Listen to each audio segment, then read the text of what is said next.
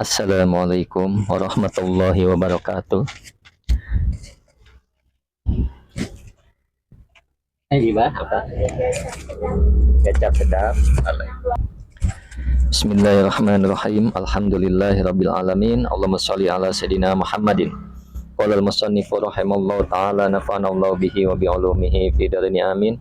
Wa salisuha. Dan adapun nomor tiganya rukun salat,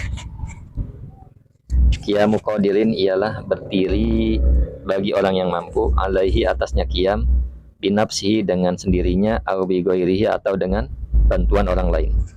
Fi fardin di dalam salat fardu walau manduron, walaupun adanya salat yang dinadarkan, au muadan atau salat yang diulang atau salat qada.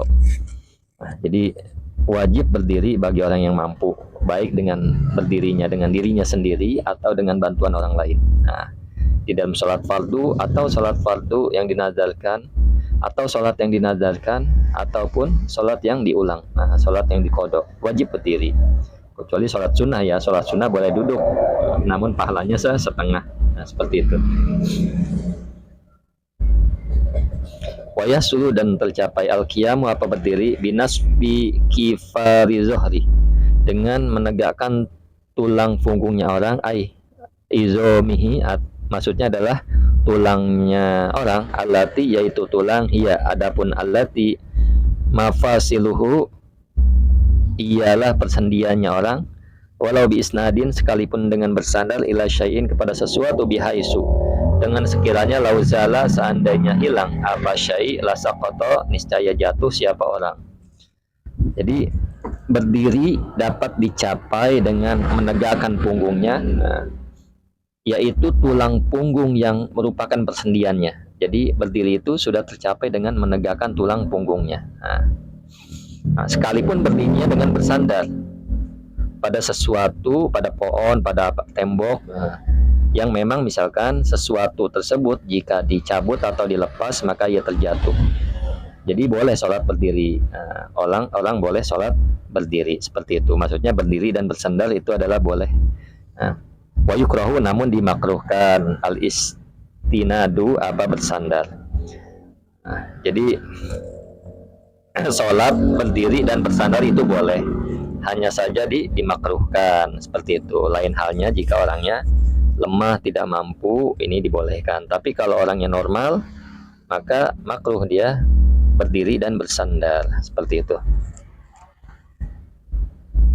La bin hinain, maksudnya tidak tercapai apa berdiri tidak sah dengan membungkuk, maksudnya adalah maksudnya tidak sah ini atop daripada binasfin ya. Tidak sah dengan membungkuk.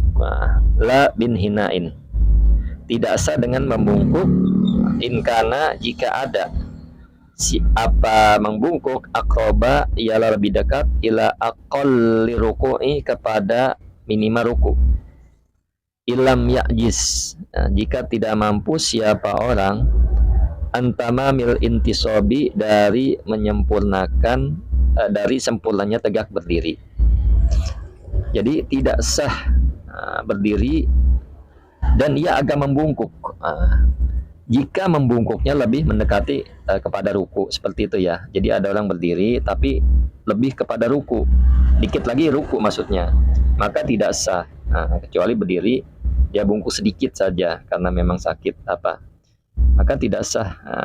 Kecuali membungkuk kepada ruku ini dia ada uzur, memang keadaannya seperti itu, dan misalkan ya orangnya memang bungkuk ya, bongkok ya, tidak masalah karena ada uzur. Tapi kalau orangnya normal, dia berdiri namun berdirinya lebih kepada ruku, mendekati ruku, maka tidak boleh. Ilam ya'jiz, maksudnya jika tidak mampu siapa orang antamamil intisobi dari sempurnanya berdiri. Jadi kalau memang orangnya tidak mampu ya tidak masalah, seperti itu. Wali ajizin, wali ajizan, dan ialah bagi yang tidak mampu.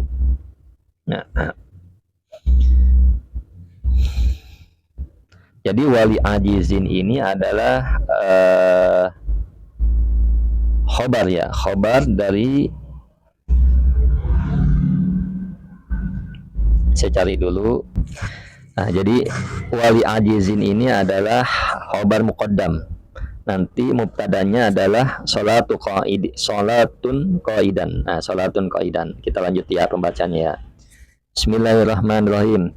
Wali ajizin, dan ialah bagi orang yang tidak mampu, syaqqa yang sulit, alaihi atasnya ajiz, atasnya orang yang tidak mampu, qiyamun apa berdiri, bi an lahiqahu dengan menyertai kepada ajiz, bihi dengannya berdiri, masyaqqatun apa kesulitan, syadidatun yang sangat apa kesulitan, bihaisu dengan sekiranya, la tuhtamalu tidak dapat ditanggung apa masaqqah, adatan hal dalam keadaan biasanya.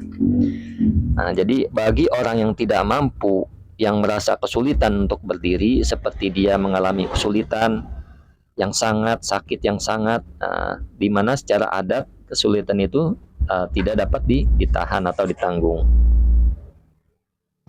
Nah, kemudian wadobbatoha, dan membatasi padanya masaqqah al-imamu siapa imam, imam haramain maksudnya, biantakuna dengan akan ada apa, dengan akan apa masaqqah, bihaisu dengan sekiranya, yadhabu hilang, ma'aha bersamanya masaqqah, khusyu'uhu apa khusunya, ajiz khusyunya orang yang tidak mampu.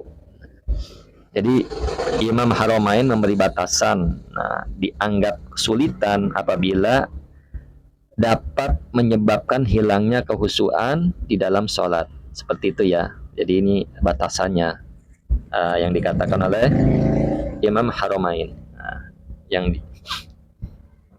wali ajizin sholatun qaidan. Nah, maksudnya ini khobarnya ya. Ini wali ajizin khobar muqaddam, sholatun qaidan adalah mubtada muakhar.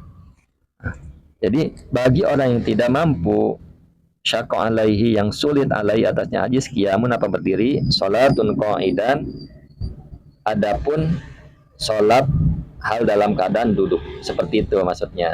Mudah-mudahan dapat dipahami. Jadi kalau orang yang benar tidak mampu, maka dia boleh sholat dalam keadaan duduk, walaupun sholat wajib. Seperti apa contohnya? Karokibis safinatin, seperti penumpang perahu. Khofa yang takut siapa orang, nahwa dawroni ro'sin, kepada semisal pusingnya kepala, inkoma jika ia berdiri.